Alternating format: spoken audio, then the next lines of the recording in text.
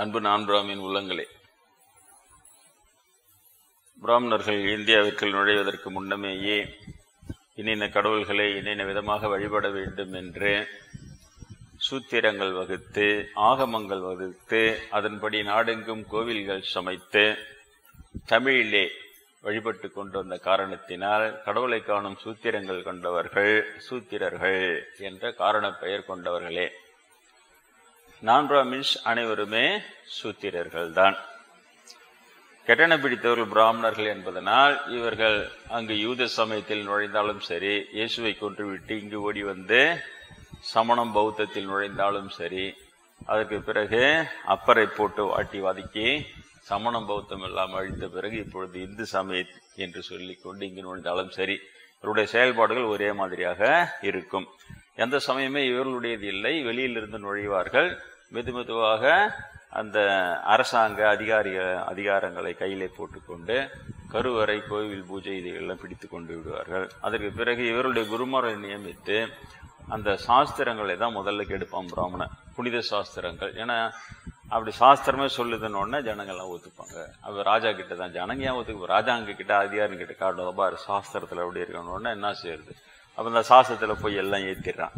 அங்கே யூத சமயத்தில் ஏற்றினா சிறுமிகளை கற்பழித்தாலும் பார்ப்பனான்னு பாவம் சேராதுன்னு கடவுளை ஒத்துக்கினாருன்னு எழுதிட்டான். அதை இயேசுபிரான் கண்டிக்கிறாரு. அதனால அவரை கொலை பண்ணிட்டு இங்கே ஓடியாந்துடுறது. அப்புறம் இங்கேயும் இதையெல்லாம் பௌத்தம் சமணத்தில் சேர்ந்து ஓட்ட இந்து சமயத்தை ஒழித்தவர்கள் இவர்கள் தான். 6ஆம் நூற்றாண்டு இறுதியிலே உங்களுக்கு இந்து சமயம்லாம் கிடையாது, இந்த கோயிலெலாம் கிடையாது. உங்களுக்கு தகவல்லாம் யாரும் சொல்லவே மாட்டான். அந்த நீங்கள் எடுத்து பார்த்தீங்கன்னா 6ஆம் நூற்றாண்டு இறுதியில் திருவாரூர் கோயிலில் விளக்கு ஏரியே இல்லை, இருளு கிடக்குது, விளக்கிறதுக்கு ஆள் கிடையாது. கெடுத்தவங்களே இவங்க தான் சமண பிராமணர்கள், பௌத்த பிராமணர்கள்னு சொல்லிட்டு. அதுக்கப்புறம் அப்பர் சுவாமிகள் சிவபெருமானம் இருப்பதை நிரூபித்தவுடன் அந்த மன்னனை தூண்டி அவரை போட்டு இங்கே இருக்கிற கடலில் தான் கல்லில் கட்டி போட்டு கடலில் விஷத்தை கொடுத்து மதையானையை விட்டு வெறிக்க வச்சு சுண்ணாம்பு காலையில் போட்டு சுட்டு கொடூரமான செயலெல்லாம் செஞ்சு அப்புறம் அந்த சாபத்தினால அப்புறம் எல்லாம் நிரூபித்து வரார். அவர் மீண்டு வரார். அதுக்கு பிறகு அந்த மன்னன் முதற்கொண்டு எல்லாருமே திருந்தி அதுக்கு பிறகு தான் இந்து சமயம் மீண்டும் எழுந்து வருகிறது. அப்பொழுது அடியேன் சம்பந்தராகவும் அப்பர் சுவாமிகளும் அதை தூக்கி நிறுத்தினோம். அதற்கு பிறகு இப்பொழுது இருக்கிற இந்து சமயம் என்பது 1300 ஆண்டுகள் பழமையானது மட்டும்தான். இவங்க சொல்ற அந்த பழைய இதெல்லாம் எப்போ அழிச்சிட்டான் பிராமணன் 6ஆம் நூற்றாண்டுல எல்லாம் அழிச்சிட்டான். இந்த 1300 ஆண்டுகள் பிறகு திரும்பி பார்த்தா இப்பொழுது அந்த சம்பந்தராக அடியன் பாடிய பாடல்களே 50,000 பாடல்கள், 1,00,000 பாடல்கள் சொல்றாங்க. ஆனால் வெறும் 4,500 தான் இருக்குது. அதே மாதிரி சுந்தரமூர்த்தி நாயனார், அப்பர் சுவாமிலாம் 50,000 பாடல்கள், உங்களுக்கு 7,000 பாடல்கள், 10,000 பாடல் மட்டும்தான் இருக்கிறது. எல்லாம் அழிச்சிட்டான். அது என்னன்னா இதே தான். அப்போ அந்த யூத சமயம் ஆரம்பித்து சமணம், பௌத்தம் என்ற இந்து சமயம் வரை இந்த ஆதி சமய மக்கள் புரிந்து கொள்ளாத ஒரே ஒரு விஷயம் பார்ப்பனனுடைய வஞ்சகம். அதை மட்டும்தான் நான் உங்களுக்கு புரிய வைத்துக் கொண்டு, ஏன்னா அவன் சொல்கிற அந்த விளக்கமும் அந்த இதுவும் பார்த்தீங்கன்னா அப்படி அட்டகாசமா இருக்கும். எல்லாம் அட்டகாசமா இருந்து குடும்ப பெண்ணு இருப்பா, அதே ஒரு எல்லாம் மேக்கப்லாம் போட்டுக்கின்னு விபச்சாரிங்களும் இருப்பாங்க இல்லையா. ஆனா அதை பார்த்து மயங்கரவன் தான் இருப்பான். ஆனா குடும்ப பெண்கள் தான் குத்து விளக்குன்றது தெரியாது. அதை போல அந்த பார்ப்பன விளக்கம் என்பது அலங்காரமா போட்டு விளக்கம் சொல்லி எல்லாரையும் கவுத்துக்கினே வர்றது. அரசன் முதல் கொண்டு ஜனங்க முதல் கொண்டு கொஞ்சம் பேர் அது எதிர்ப்பு தெரிவிப்பான். நை அவனெல்லாம் ஒழிச்சிடுறது அதெல்லாம் பண்ணிங்க. இன்றைய தினம் நான் உங்களுக்கு சொல்ல விரும்புவது என்னன்னா, அந்த இணையதளங்கள் எல்லாம் மற்ற இடங்கள் எல்லாம் பிரார்ப்பணம் திடீர்னு புதுசா என்ன விளக்கம் கொடுக்குறான். புதுசா இல்லை, ரொம்ப நாளா அந்த விளக்கம் கொடுத்தா ஏமாத்தின்னு வரான். சமஸ்கிருதம் மந்திரம் ஓதனா அதுல வைப்ரேஷன் இருக்குது, அதே தமிழ்ல மந்திரம் ஓதனா அதுல வைப்ரேஷன் கிடையாது, அதனால அதுக்கெல்லாம் வேல்யூ கிடையாது. இப்படி எடுத்துன்னு வரான். ஏன்னா சமஸ்கிருதத்தை சொல்லி கொடுக்காம இவங்க சமஸ்கிருத மந்திரம் வச்சு அந்த ஜனங்களுக்கு இவன் தான் ஓதணும்னு ஆக்கணும்னு அந்த தொழில் அவங்களுக்கு அவனை தான் கூப்பிட்டு எல்லாத்தையும் செய்வாங்க. இப்போ செய்றீங்கன்னு நீங்க கிரக பிரவேசம், கல்யாணம், காட்சி எல்லாம் அவனுக்கு அது அந்த பிசினஸ் டெக்னிக். அதனால அவன் செய்யறான். அதுக்காக அவன் கொஞ்சம் கொஞ்சமா கொடுக்குற விலக்கெல்லாம் பார்த்தீங்கன்னா இந்த மாதிரி அட்டூழியமா இருக்கும். குறைந்தபட்ச தாசுமார்ல நீங்களாவது விழிப்புணர்வோடு இருக்க வேண்டும். ராஜாங்க செய்யாத யாகம் கிடையாது. அவங்க வளர்க்காத யாகமோ யஜ்ஜமோ பிராமண தானமோ கோதானமோ குலதானமோ கிடையாது. உங்களுக்கு எல்லாம் தெரிஞ்சது தான். ஒரு அரசன் தான் அந்த எல்லா பேரும் இருக்கிறதுலே பணக்காரன் எப்படி நிறைய செய்வானோ அதோட அரசன்றவன் நிறைய செய்வான். இப்போ அங்க ஓதாத மந்திரமா, அங்க ஓதாத வைப்ரேஷனா, சமஸ்கிருதம் வைப்ரேஷனா இல்லையா? ஏன் அவன் அள்ளி கொடுக்குறான், பார்ப்பனன் மனசு நிறைய கொடுக்கணும், அவன் மனசு நிறையாது, அவன் கேட்கறதெல்லாம் கொடுக்கணும், கொடுத்து எல்லாம் பண்ணி எல்லா மந்திரம் ஓதனா. இப்ப இவர்கள் சொல்கிற மந்திரா வைப்ரேஷன் அப்படின்னு சொன்னா ஒரு ராஜாவாவது கூப்பிட்டு ஆமான்னு சொல்லு. ஏன்னா நீ கூப்பிட போனா ராஜாவே இல்லை, எந்த ராஜாவை கூப்பிடுவ? நம்மளா ஒரு பையனுக்கு ராஜான்னு பேர் வச்சு அவனை கூப்பிட்டுக்க வேண்டியதுதான். புரியுதா உங்களுக்கு? வேந்தர் குலம் எப்படி அழிந்தது? நீ உங்களுடைய மந்திரம் வைப்ரேஷன் சொல்றீங்களாப்பா, அவங்க உங்களை வச்சு இவ்வளவு மந்திரம் ஓதி எல்லாம் அப்படியே வேத மந்திரம் ஓதி அப்படியே வைப்ரேஷன் நிக்கல. என்ன ஆச்சு? வேந்தர் குலம் என்ன ஆச்சு? ஒழிஞ்சுதா இல்லையா? இப்படிதான் இவன் ஏமாத்துவான் தான் திருமூலர் சொன்னார், பார்ப்பனன் கருவறை பூஜை செய்தால் வேந்தர் குலம் அழியும்ட்டு போயிடாங்க. அழிஞ்சுதா இல்லையா? திரும்பவும் இப்பவும் அதையே போடுறான், அதையே 4 பேர் கேட்டு கம்முன்னு இருக்கிறான். யாரும் இதை சொல்ல மாட்டான். சரி, தமிழுக்கு அந்த ஆற்றல் கிடையாதுன்னா அடியன் தான் சம்பந்தராக வந்தேன், அப்போ எல்லாம் அழிஞ்சு போயிருக்குது. அப்போ 7 வயசுல பூணூல் போற கல்யாணம் பண்றாங்க. அவர் அந்தனர் குலம், ஒரு பிராமணன் கிடையாது. அதை எல்லாம் இவன் ஆட்டையை போட்டுப்பான் எல்லாத்தையும், இதெல்லாம் பெருமையா, அதெல்லாம் பிராமணன் குலம். அந்தனர் குலம்ன்றது பூசாரிகளை எல்லாம் அந்தனர் சொல்லிட்டார் சேக்கிடர், அந்தனர் குலம்னு சொல்லிட்டாரு. நான் பல முன்னாடி விளக்கம் சொல்லி இருக்கிறேன். அந்தனர் பிராமணர் இல்லை அப்படின்னு ஒரு தலைப்புல சொல்லி இருக்கிறேன். எல்லா ஜாதியிலையுமே அந்தனர் உண்டு, அதுவும் வன்னியர் ஜாதியில கூட உண்டுன்றது தான் சொன்னேன் நான். இங்க இருக்கிற பெருமாள் கோயில்ல பூணூல் போட்டுன்னு அவங்க இன்னமும் வன்னியர்கள் தான் பூஜை செய்யறாங்க. அவங்களோட அனந்த பத்மன் நினைக்கிறேன் அவருடைய அந்த முன்னோரு. அவரு செய்யும் போது பிராமணர்கள் போய் தடுக்கிறாங்க, நீ செய்யக்கூடாது, நாங்க தான் செய்யணும். அப்ப பெருமாள் அசரீரியா சொல்லி அனந்தன் தான் செய்யணும்ன்றாரு. அந்த பரம்பரையை தொடர்ந்து இன்னும் செய்து கொண்டு வருகிறாங்க. அற்பசிம்பாலத்தில் இருக்கிறவங்க தான் அந்த அங்க இருக்கிற ஒரு இது பெருமாள் கோயில், அது என்ன கோயில்? குமுளம் பெருமாள் கோயில்ல இன்னைக்கு அவங்க தான் செஞ்சிருக்காங்க. அவர் வந்தார் இங்க நல்லா சூப்பரா சாமி சமஸ்கிருதம் கூட நல்லா ஓதி சமஸ்கிருத மந்திரம் அப்படி ஓதி காட்டினாங்க, நல்லா இருந்தது. அது கூட நான் எல்லாம் யாரு என்ன கேட்கறாங்களோ அவங்களுக்கு நாட்டு ஐயர்னு பேர் வச்சிருக்காங்க. நம்மளால இஸ் நாட் த ஐயர், அதுதான் நாட்டு ஐயர் அப்படி வச்சுட்டாங்க போது. அவங்களாம் அந்தனர் குலம் பூசாரி செய்யறாங்க இல்லையா, அவங்க எல்லா ஜாதியிலையுமே அந்தனர் குலம் இருந்ததை அதை மெதுவா ஆட்டியை போட்டு அந்த பிராமணன்ற இதுக்கு திருப்பிக்கிறது. இப்ப அந்தனர் என்பவர் அறவோர் மற்ற உயிர்க்கும் செந்தன்மை பூண்டொழுகலான் அப்படின்னு வள்ளுவர் பெருமான் சொன்ன, யாரெல்லாம் பிற உயிர்களை நேசித்து அவர்களுக்கு பிற உயிருக்கு நன்மை செய்யறானோ அவெல்லாம் அந்தனர். அது பொதுவான டெபினிஷன், அப்படி எடுத்துக்கிறது போயில அப்படி இப்படி திருப்புறது. அது திருப்பி பார் பிராமணர்லாம் எல்லாரும் பிராமணர்களெல்லாம் ரொம்ப நல்லவங்க, அவங்க எல்லா உயிருக்கும் நல்லா செய்யறாங்க அப்படின்னு திருக்குறள் சொல்லிட்டாரு. வார்த்தையை புரட்டி போட்டு பண்றது இதே மாதிரி ஏமாத்தினே வரும். சரி, அது போட்டோம். அப்ப அந்தனர் கிடையாது, அவர் நான்காமின் பூசாரி காஸ்டை சேர்ந்தவர் சம்பந்தர். அதுக்கு ஒரு படி அத்தாட்சியாதான் ஆதிசங்கரர் சம்பந்தரை புகழ்ந்து பாடும்போது பார்வதி தேவியின் முளைப்பால் அருந்திய திராவிட சிசுன்னு பாட்டு போயிட்டார். அது ஒண்ணுதான் பெரிய ஸ்ட்ராங்கான எவிடன்ஸா இருக்குது.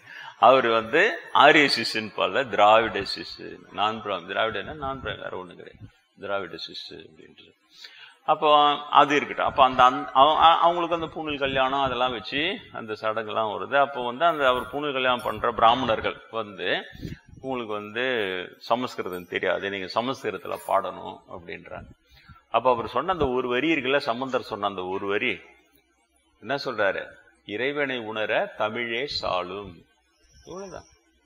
இறைவனை உணர தமிழே சாலும். நீங்க மறக்கூடாது, இறைவனை உணர தமிழே சாலும். முழுக்க முழுக்க அழிந்து கிடந்த சைவத்தை தமிழ் பாடி பாடிதான் தூக்கி நிறுத்துறாரு. சைவம் தழைக்க தழைத்தாண்டி ஞான சம்பந்தன் என்று வந்தாண்டி. அப்படி நான் பேசும்போது கொஞ்சம் திக்கி வருதுல, நிறுத்துறாருன்னு வராம நிறுத்துறாருன்றனால அதெல்லாம் பாப்பம் கிண்டல் அடிப்பேன், அதெல்லாம் எடுத்துக்காதீங்க. நேற்று நான் அன்னைக்கு விநாயகர் சொல்லிட்டேன், அந்த ஹோலி ஸ்பிரிட் பேசும்போது வாய் திக்குன்றது கிறிஸ்டியானிட்டியில இருக்குது தெரியும். எல்லா சமயம் சேர்ந்து கலந்து காட்டினாதான் உங்களால எல்லாருமே உண்மைகளை உங்களால புரிந்து கொள்ள முடியும். அப்போ அவரு என்ன சொல்றாரு தெரியுதுல்ல, இறைவனை உணர தமிழே உங்களுக்கு சமஸ்கிருதம் தெரியாதுன்னா அந்த 7 வயசு குழந்தை அவங்களுக்கு நீங்க சமஸ்கிருதத்துல அவங்கள சொல்ல சொல்லி அவங்களுக்கு இருக்கிற சந்தேகத்தை எல்லாம் நிவர்த்தனை பண்ணுது. அவ்வளோ நாலேஜ் இருக்குது சமஸ்கிருதத்துல. ஆனா ஒரு பாடல் கூட சமஸ்கிருதத்துல பாடாம முழுக்க தமிழ்ல பாடி என்ன சொன்னாரு, இறைவனை உணர தமிழே சாலை.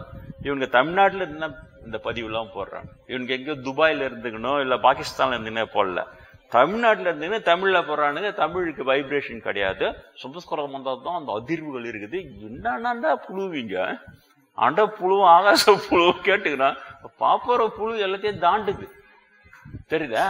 அந்த அதிர்வுகள் இருந்தா இப்ப சம்பந்தர் சமஸ்கிருதத்தில் தானே தூக்கி நிறுத்திருக்கணும். அந்த தகவலை யாருக்கும் பரப்புறதே கிடையாது. எல்லாத்திலையும் கருவறையில இவங்களை விட்டு வச்சுக்கிறோம்.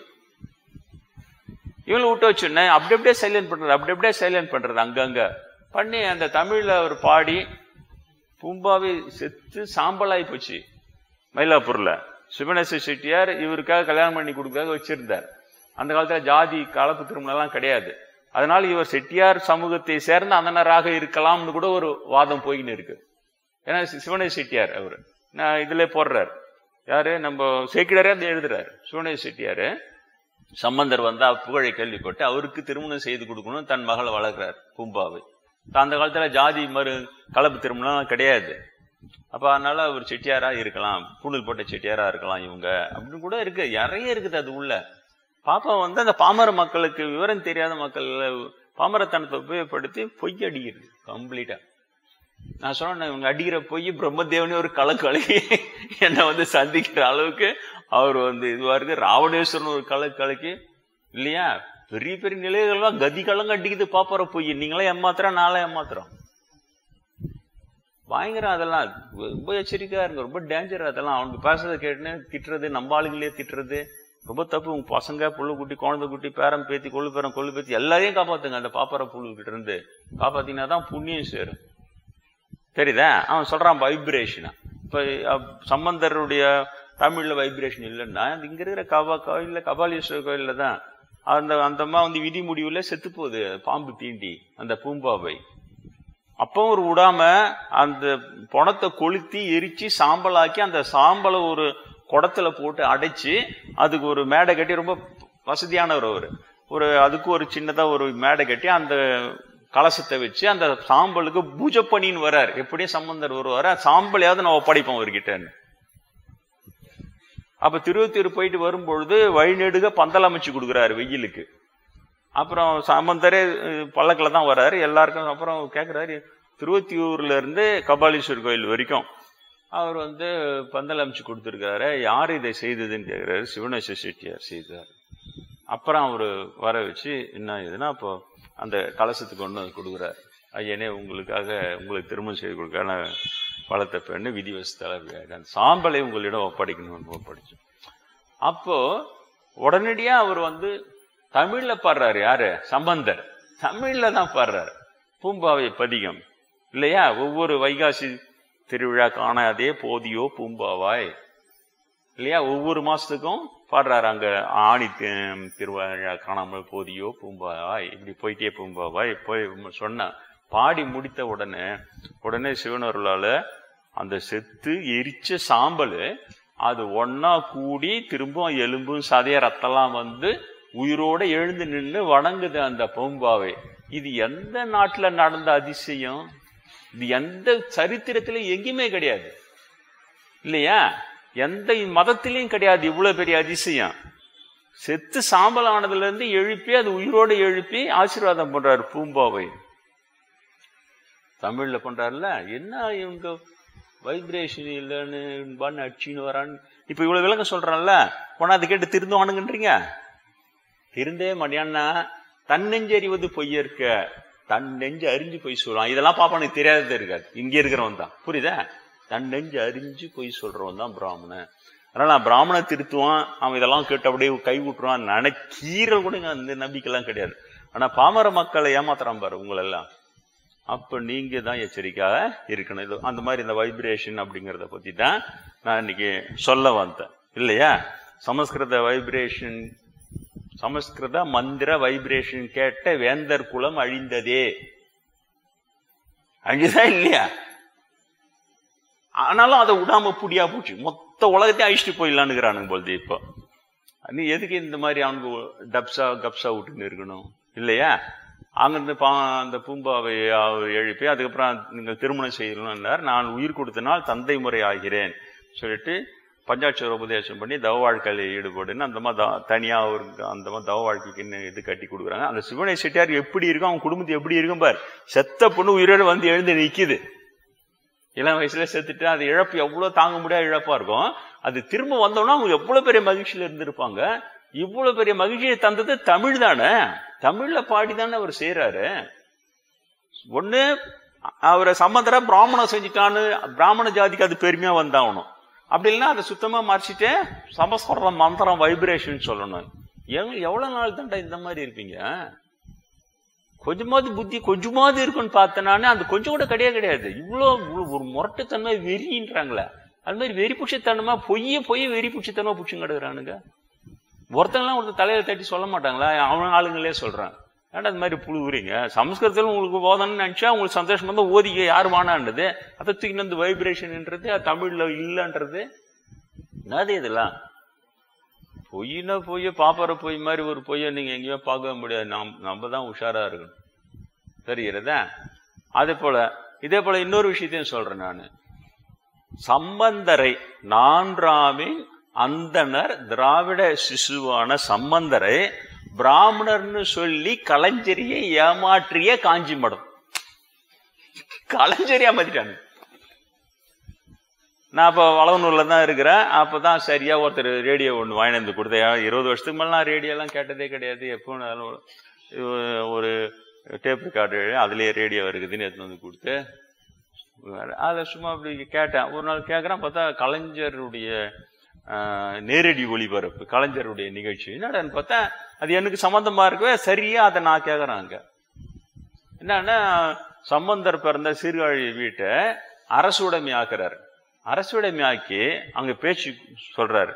என்னன்னா சம்பந்தர் வந்து பிராமணரா இருந்தாலும் அவர் சமஸ்கிருதத்துல ஒரு பாடல் கூட பாடல, தமிழ்ல பாடினார். அதனாலதான் நான் அவருக்கு நன்றி கடனை இதை வந்து அரசுடைமை ஆக்கினேன். ஆக்கி எங்க கொடுக்குறாரு? காஞ்சி மடத்துக்கிட்ட ஒப்படைக்கிறார் மெயின்டெனன்ஸ். சரிதா? ஏமாத்திட்டானுங்களா?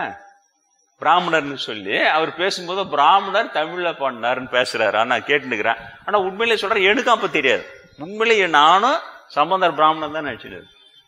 அது உள்ள போக போக நமக்கு புண்ணியம் சேரதான் உண்மையிலேயே பாப்பார ஏமாத்த நமக்கு கை கிடைக்குது. உங்களுக்கு தெரியுது, உங்களுக்கு நல்ல புண்ணியம் இருக்குது போது என் மூலமா உங்களுக்கு அதெல்லாம் தெரிஞ்சுக்கினே வருது. ஏதோ ஒரு ரூபத்துல புண்ணியம் உண்மையிலே எனக்கு தெரியாது. நான் உண்மையிலேயே பிராமணன் தான் நினைச்சிருந்தேன்.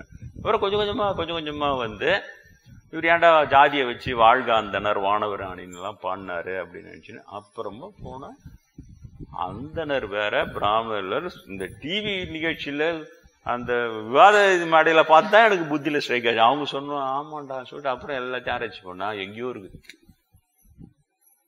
தெரியுதா? அப்போ அவங்க கலைஞர்லாம் அவங்க அரசியல்வாதி, அவங்க ஆன்மீகவாதி கிடையாது. அதனால அவங்களுக்கு நுட்பமா இந்த அழிவுலாம் இருக்கணும்னு அவசியமே இல்லை. அதனால அதை பார்த்து கரெக்டா இவருக்கு தெரியாது இதுன்னு அச்சு ஏமாத்திட்டான் பாரு. அதுக்கப்புறம் நாம அங்க மலைக்கு போயிட்டு வரும்போது சீர்காழிக்கு வரோம். வந்த உடனே சரி அந்த ஒரு அரசுடைமையாக்கின அந்த வீட்டுக்கு போய் பார்க்கலான்னு சொல்லிட்டு போய் பார்க்குறோம். போனோடனே அங்கே இவ்வளோ பெரிய சம்பந்தர் போட்டோ வச்சுட்டு நாங்கள் போன உடனே வாங்கவும் கையெழுத்துலாம் போடுங்கன்னாங்க. எல்லாம் கையெழுத்துலாம் போட்டோம். உடனே பார்த்தா ஃபுல்லாக காஞ்சி மடுத்து அந்த வேதம் படிக்கிற பாப்பார பசங்க அதில் இருக்குது. என்ன பண்றாங்க, அந்த சம்பந்தருடைய திருவுருவ படங்குதில்ல, அதுக்கு முன்னால வந்து ஒரு பையன் வந்து சம்ஸ்கிருத மந்திரம் சொல்றான். சமந்தாராய நமகா என்னன்னா சொன்னானே தெரியல, திராவிட சிசுவாய் நமகா சொல்லியிருந்தா ஏன்னு நம்மளுக்கு தெரியல. எனக்கு ரொம்ப அப்செட் ஆயிட்டேன் நான். எனக்கு அப்போ வந்து ஒரு நான் பிராமின்றது கூட தெரியாது. அங்க போய் கேட்கும்போது நான் எதை வச்சு வருத்தப்பட்டேன்னா, இறைவனை உணர தமிழே சாலும்னு சொன்ன ஒரு சம்பந்தர். அப்படி இருக்கும்போது அவரு போட்டோக்கு சமஸ்கிருதத்தில் மந்திரம் போதே அதில் எடுத்து நம்மளுக்கு விபூதி கொடுக்குறாங்க அந்த பசங்கள்லாம். அந்த ஒரு வாட்டி தான், அப்புறம் நான் போவே இல்லை. அது முற்பிறவியில இருந்த வீடாக இருக்கட்டும் சம்பந்தரோட. அதுக்கப்புறம் எவ்வளோ நாள் கழிச்சு, எத்தனையோ வருஷம் கழிச்சு தான் முதுமுதான் தகவல் வரும்பொழுது அந்த பிராமணர்ல ஆதிசங்கர திராவிட சிசுன்னு சொல்லியிருக்கிறாரு. அப்புறம் பார்த்தா ஒரு பிராமணர்கள் அதுவும் சேர்ந்து தெரிஞ்சுது. அப்போ கலைஞரே ஏமாத்திருக்கிறாங்க. இப்ப காஞ்சிபுரத்து கண்ட்ரோல்ல இருக்கு. இது புரியுதா உங்களுக்கு? நான் ஏன் லெப்ட் அடிச்சுக்கிறேன்னா இவ்வளவு அநியாயம் பண்ணும், அவரே ஏமாத்திரு. அப்புறம் காஞ்சி மடத்தின் தமிழ் ஆதரவு போலியானதுன்னு ஒரு விழியம் உங்ககிட்ட சொன்னேன் இல்லையா? அதெல்லாம் யூடியூப்ல இருக்கு, எல்லாமே சொல்லிட்டே இருக்க முடியாது. நீங்க கூட யூடியூப்ல போய் பாருங்க. அப்ப அதுல சொல்லிடுறேன் எப்படி அந்த ஜெயேந்திரர் வந்து அப்பர் சுவாமிகளுடைய புத்தகம் வெளியிட வர்றாரு. அப்படியே அவர் அழைக்கிறாங்க, தமிழை வளர்க்குறோம் நாங்க அப்படியே சொல்லிட்டு அங்க வந்து என்ன பண்றாரு, பார்த்த உடனே அப்பர் சுவாமிக்கு பெரிய பேனர், இவருக்கும் ஒரு பெரிய பேனர் வச்சுக்கிறாங்க. உள்ள போய் கோச்சின்னு உட்காந்து அந்த அப்பர் பேனர் எடுத்தாதான் நான் வந்து வெளியிடுவேன்னு ஒட்டாரமா உட்காந்து அது எடுக்க வச்சாப்புல. எப்படி பத்தியா டபுள் வேஷம் தெரியுதா உங்களுக்கு? அது எடுக்க வச்சாப்புல.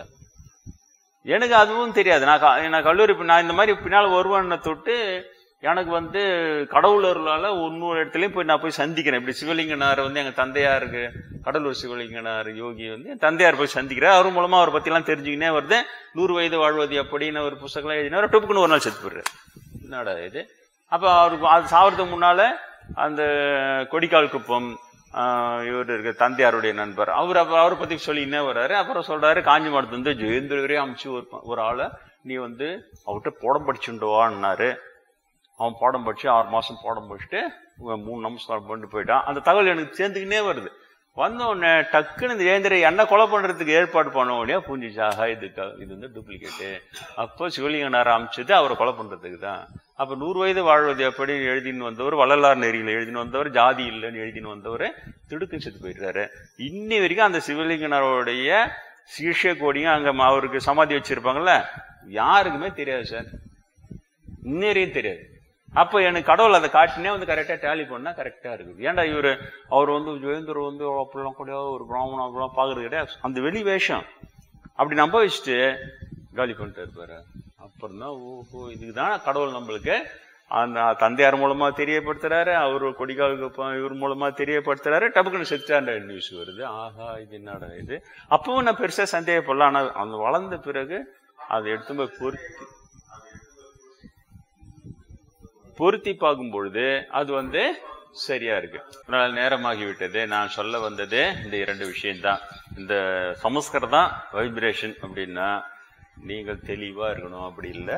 தமிழ் இந்த அளவு ஆற்றல் உள்ளது. இன்னும் நிறைய சொல்லிக்கினே போலான்னு பார்த்தேன் நான். சுந்தரமூர்த்தி நாயனார் போறாரு இல்லையா, ஒரு இதுல எழுத்த வீட்டுல வந்து பூணூல் கல்யாணம் நடக்குது. இந்த எழுத்த வீட்டுல ஓன்னு அழுகுறாங்க. என்ன ஒரே நேரத்துல இங்க மங்கள சத்தமும் இங்க அமங்கல சத்தம் கேக்குது, என்னன்னு கேக்குறாரு. அந்த அமங்கலம் அழுதவங்க டக்குன்னு கண்ணெல்லாம் துவச்சுன்னு இவரு சுந்தரமூர்த்தி வர்றாருன்னா இவரை வரவேற்கிறாங்க. என்னதான் பிரச்சனைன்னா 2 பேர் வீட்லயும் ஒரே வயதுடைய 2 பசங்க வளர்ந்துருக்கிறாங்க. அதுல வந்து இவங்க பையன் வந்து அந்த குளத்துல குளிக்கும் போது முதல்ல முழுங்கிடுச்சு. அந்த பையன் பெருசாகி அவனுக்கு புனு கல்யாணம் நடக்குது. நம்ம பையனும் உயிரோட இருந்தா அவனுக்கும் புனு கல்யாணம் நடக்குமேன்னு இவங்க அழுகுறாங்க. ஆனா சுந்தரமூர்த்தி நாயர் வந்தவொடனே இவ்வளவு பெரிய மகான் வர்றாருன்னு அந்த அழைய நிறுத்திட்டு அவரை வரவேற்கிறாங்க. அப்ப அந்த இடம் எங்க இருக்குதுன்னு கேக்குறாரு. அது எப்போ தண்ணிலாம் துந்து, மண்ணு எல்லாம் துந்து, குளமே இல்லை, இப்போ துந்து போச்சுன்னா அந்த இடத்த காட்டுங்கன்னு சொல்றாரு. 7 வருஷம் ஆகி போச்சு. 7 வயசு பையனா செத்துறா, 14 வயசுல பூணுகள் அங்க எடுத்து போய் இந்த இடத்த காட்டுறாங்க இல்லையா? அந்த பேர் கூட மறந்துடுச்சு எனக்கு. அவினாசி, திரு அவினாசி. அங்க போயிட்டு என்ன சொல்றாரு, அங்க பாடுறாரு சிவனை, தமிழ்ல பாடுறாரு. ஓ அதாய சிவகா, இதாய நமகா, சிவகாய நமகா, நான் போட்ட மந்திரமா புஜி பூம்பா போடுறாரு. தமிழ்ல இறைவனை துதித்து பாடுறாரு. பாடனா அந்த துந்து போன இடம் மீண்டும் குளமாயி, மீண்டும் அதுல தண்ணி வந்து, மீண்டும் அந்த முதல்ல வந்து திரும்பவும் அந்த முதல்ல அந்த பையனை உயிரோட வெளியில கக்குது. எப்படி கக்குதுன்னா, அந்த 7 வருஷத்துக்கு முன்னால முழுங்குச்சு இல்ல, அந்த உருவத்துல கக்கல. 14 வயசு வளர்ச்சியோட இப்ப எப்படி வளர்ந்த எந்த நிலையில போனா அந்த நிலையில கக்குது. அப்புறம் சுந்தரமூர்த்தி நாயனாரே அந்த பையனுக்கு பூணூல் கல்யாணம் பண்ணி வைக்கிறார். இது என்னது? இதுல வந்து இந்த பாப்பானுங்க இந்த மாதிரி வைப்ரேஷனு, அது சமஸ்கிருதம் அல்ல தமிழ்ல இது இல்லை, இந்த மாதிரி இல்லைன்னா ஆக்சுவலா இந்த கதை இன்னைய நிலைக்கு எங்க போயிருக்கணும்னு சொன்னா டைமை ரிவர்ஸ் பண்ண முடியும். அந்த டிஸ்கஷனுக்கு போயிருக்கணும். சமயவாதிகளும் விஞ்ஞானிகளும் கை குலுக்கி டைமை ரிவர்ஸ் பண்ணிச்சா இல்லையா? எப்போ நடந்த 7 வருஷத்துக்கு முன்னால நடந்த அந்த மரணத்தை அப்படியே டைமை ரிவர்ஸ்ல சுத்தி அதுக்கு மட்டும் சுத்தி அந்த பையனை இப்போ உள்ள வளர்ச்சியோட வெளியில கொண்டு வருதுன்னா இது சாதாரண அதிசயம். அப்போ சாதாரண விஷயம் இல்லை. இப்போ இதை விஞ்ஞான ரீதியா அதை டிஸ்கஸ் பண்ண வைக்கணும். ஏன்னா இன்னைக்கு எல்லாமே டைம் டிராவல் அது இதுன்னு நிறைய போயின்னு இருக்கு, இணையதளத்திலையும் சரி உலக விஞ்ஞானத்திலும் சரி. அப்போ விஞ்ஞான ரீதியா நீங்க இதை பார்க்கும்போது டைமை ரிவர்ஸ் பண்ண முடியுமா முடியாதான் கேட்டா நம்ம என்ன சொல்ல முடியும். சிவபக்தர்களால் சிவனை பாடி முடியும். அதுக்கு உதாரணம் தான் அவினாசியில அவர் பாடி அந்த அந்த பழைய குளம்லாம் வர வச்சு முதலையும் வர வச்சு 14 வயசு பையனை கக்க வச்சு அவனுக்கு ஊர்களையும் நடத்தி வச்சுட்டு போறாரு.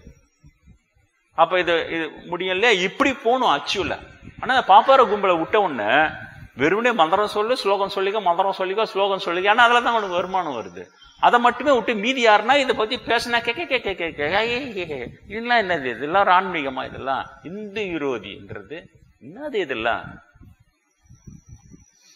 நான் எப்போ சமாதி அடைஞ்சோன்னா பயிற்சி எல்லாம் பண்ண அப்புறம் முருகப்பெருமாள்லாம் இல்லை, நிறைய செய்ய வேண்டிய பணி இருக்குது, இதுக்குள்ள தீவிர பயிற்சி அதெல்லாம் சொல்லி இல்லைதான் இப்போ இந்த மாதிரி இயேசு பிராணம் சந்திச்சு அப்புறம் தான் புரியுது. ஓஹோ இவ்வளோ இருக்கு போதும் நம்ம சொல்ல வேண்டிய. இவங்க அட்டூரியை பார்க்கும் போதுனா இவ்வளோ அக்கிரம காரணானுங்க, எப்படா இது கம்முன்னு விட்டுட்டு போயிட்டு இருப்போம் நம்ம. நீங்க சொல்லுங்க, எது ஆரோக்கியமான வளர்ச்சி, எது உண்மையான ஆன்மீக வளர்ச்சி? அது விஞ்ஞான ரீதியா நீ எடுத்து பேசணும். பேசும்போது அப்ப வெளிநாட்டுல இருக்கிற அத்தனை விஞ்ஞானியும் அங்க இறங்க வைக்கணும். அவினாசில இறங்கி வச்சு இப்படி ஒரு இது நடந்தது. அப்ப அது எப்படி டைமை ரிவர்ஸ் பண்றது பாசிபிள் இங்க நிரூபிச்சிருக்கிறாங்க. ஒரு இடம் 2 இடம் இல்ல. இளமேக்கனார் கோயில் இல்லையா, திருநீலகண்டர் தீண்டாதே எம்மை திருநீலகண்டன் சொன்ன உடனே வயோதி காலத்துல அதுக்கப்புறம் அவங்கள முழுக வச்சு இளமை திரும்ப வருது அவங்களுக்கு. இளமை ஆக்கினார் கோவில், பேரே இளமை, முதுமையானவங்களை இளமை ஆக்கினார் கோவில். டைமை ரிவர்ஸ் பண்ணி காட்டினாரா இல்ல சிவபெருமான்? இப்ப அங்க சிவபக்தர்கள் டைமை ரிவர்ஸ் பண்ணி இளமையை எப்படி வந்தாங்க? 2:16 மார்கண்டேயர் புராணம். டைமர் நிக்க வைக்க முடியுது. 16 வயசுல கண்டான உடனே அவன் போய் சிவலிங்கத்தை கட்டி பிடிச்சிக்கிறான். அப்புறம் அந்த காலனை உதைத்த எண்ணப்பனை என்ன மாதிரி பாசக்கயிறு சிவலிங்கம் மேலே போடவே யமனை ஒரு உதவிச்சு காப்பாதுற. அப்போ யமன் கேட்கிறாரு, அப்பனா சட்டமே மீறுது நீங்க சொல்றது, 16 வயசுல அவனுக்கு மரணம்னு இருக்குது.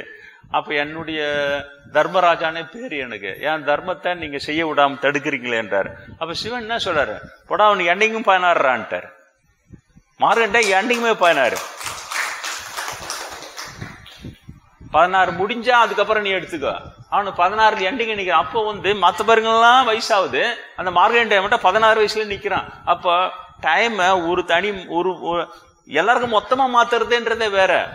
ஆனா எல்லாருக்கும் வயசாகுது, அந்த காலம் ஒருத்தனுக்கு மட்டும் காலம் ஓடாம 16லயே நிக்குது. விஞ்ஞான ரீதியா நீ அலசினா எங்கேயோ போகும் நம்முடைய சமயமும் அதில் உள்ள உண்மைகளும் அதனுடைய இதுவும். திரும்ப திரும்ப பாப்பார கும்பல் திரும்ப திரும்ப இவனுக்கு கேவலமா தமிழை தாழ்த்தி சமக்குறதம் வைப்ரேஷன் ஒரு மண்ணும் கிடையாது. அதுக்கு உதாரணம் தான் வேந்தர்குள்ள அழிஞ்சது. இந்த பொய் புசுங்களை நம்பி இவங்களை கருவேரில் விட்டு எல்லாம் பண்ணானுங்க ராஜாங்க.